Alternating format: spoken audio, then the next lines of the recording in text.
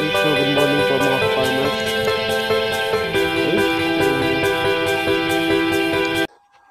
Proceed tayo sa daily routine po natin. Okay, every morning po, punta tayo sa alaga natin. Okay, sa White Carabao.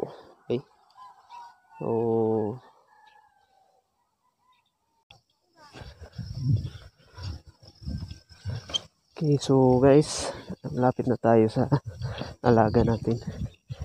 Okay, so kakaiba tong alaga natin. Okay, hindi po ito kadalasan nakikita natin sa bundok o sa farm, no? So puti po ang kulay ng carabao natin. Okay, pakita ko mamaya si White Carabao, si puti. Okay guys, so ito po ang bali inahing kalabaw natin. Actually hindi po ito yung ina ng nung papakita ko sa iyo na White Carabao. Okay, ito ang isa sa mga alaga natin, si puti, mga ka-farmers. Yan, medyo pumayat nga lang siya ng bahagya. Okay, kasi nga po medyo kinulang na din sa mga damo na pinapakain natin. Actually may tanim mga tayo na napper talaga, pero yan, hindi pa sapat, kinulang pa rin.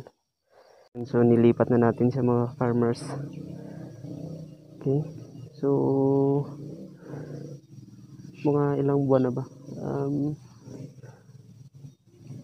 January, September, October, November, December, mga 4 months na to sa pangangalaga natin. Okay, so actually nung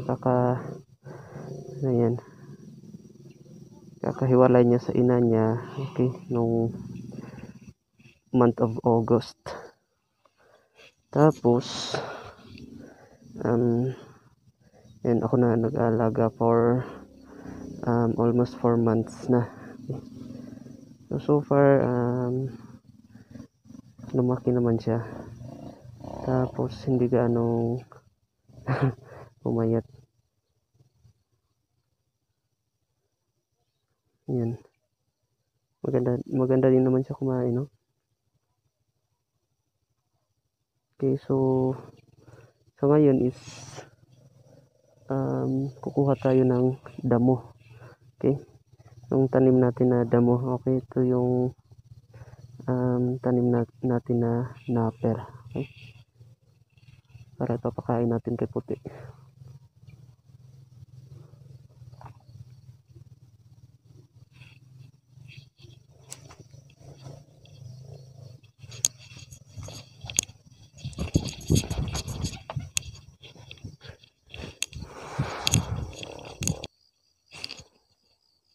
Yan, so dito na po tayo sa tanim natin na napper. Okay, iwan ko lang kung ano ang tawag nito sa iba, pero dito sa amin napper yung nakasanayan na tawag dito. Okay, so tinatanim po natin to, tapos yan, nagamit natin pang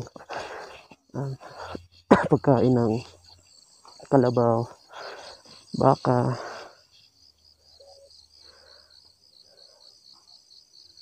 Yan, so ito po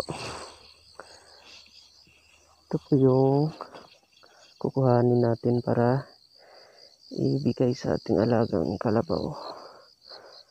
Yan, actually malaki to dito, kaso nga lang paubos na.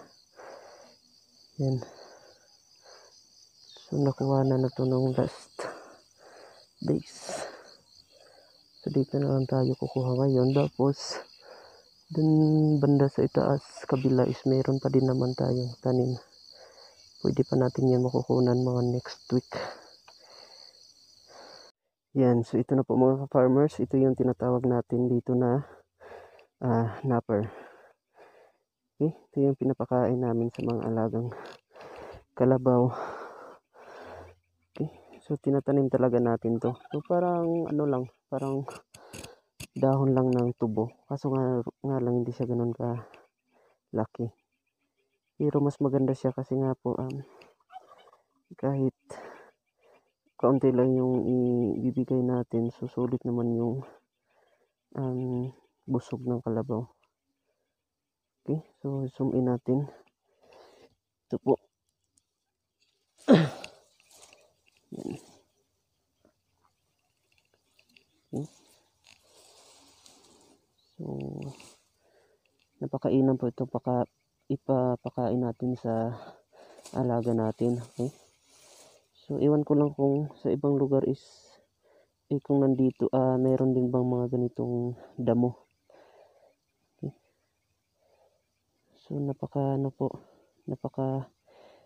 ganda po ng damo na to. Sulit talaga pakain natin sa kalabaw natin.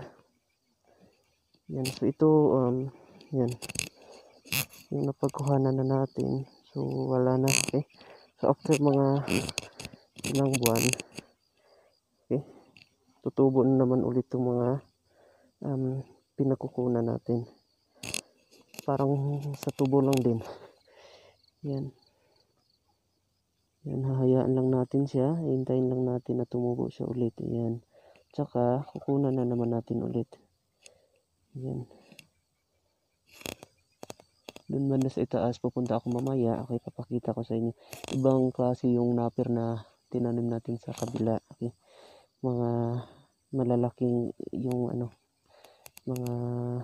ba yung tawag diyan? Basta mga malalaki yung napir doon sa taas. Yung iba nga is parang tubo na din. Okay. Bubuhatin ko lang saglit.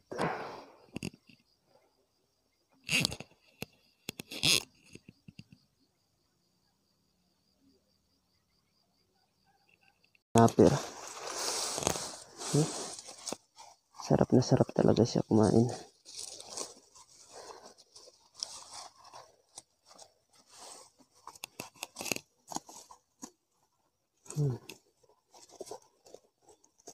So,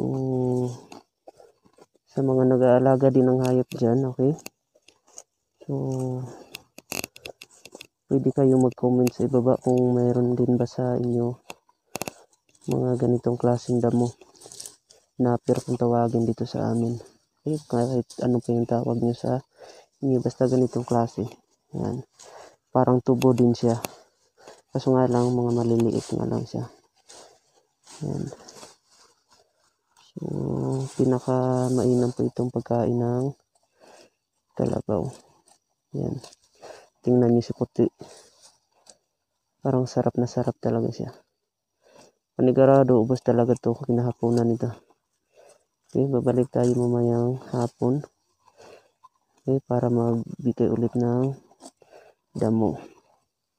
Okay, actually sa guys, mga ka-farmers natin, okay, sa mga hindi pa nakakaalam, ang pag-aalaga po ng hayop is twice a day po tayo nagbibigay ng pagkain. Okay.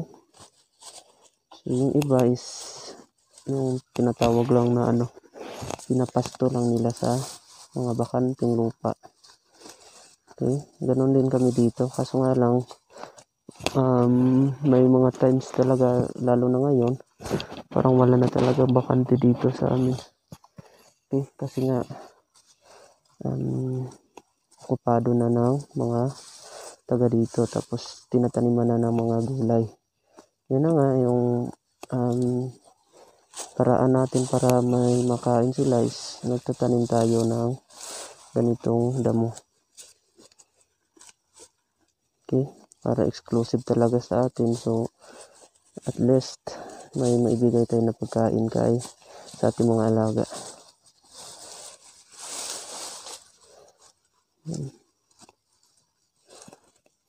Okay, so,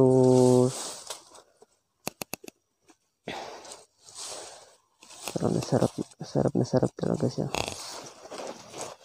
Ngayon lang din kasi ako nakabalik dito. Ayan, naisipan ko, i-vlog ko na lang ang pagbigay ko ng pagkain. Yan, para ma-feature din yung alaga ko. Si Puti.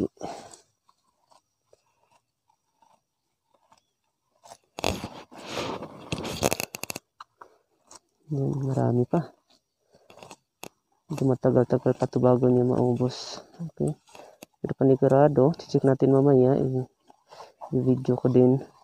Okay. Kung talaga bang maubos nitong binigay natin. Kasi nga parang medyo marami-rami ito na ibigay natin. Pero kaya to. Para sa future ni Puti.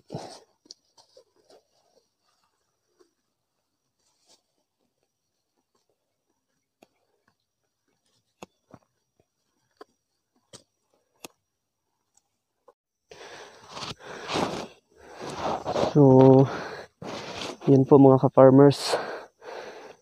Umakyat talaga tayo dito sa taas na bahagi. Okay? Para puntahan yung sinabi ko kanina na tanim natin na napper. Yung ibang klase. Okay? So, napakaganda po ng napper na to kasi nga napakalaki. Mga malalaki yung palwa niya. Yan. So, parang tubo yung iba sa kanila. Okay, papakita ko lang. Yan. So, ito po mga ka-farmers. Yan. Hanggang mula dyan. So far malaki-laki pa naman tong mapagkukunan natin ng pagkain ni Puti. Yan.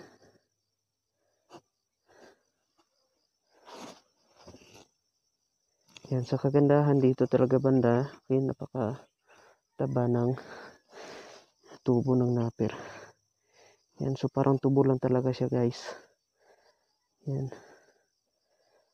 So, pwede na to, sapat na to para kay Puti. So, pagkakaubos natin dito, so lipat naman tayo dun sa kabila kasi nga panigurado. Tutubo na naman yung napagkukunan natin dun banda sa baba.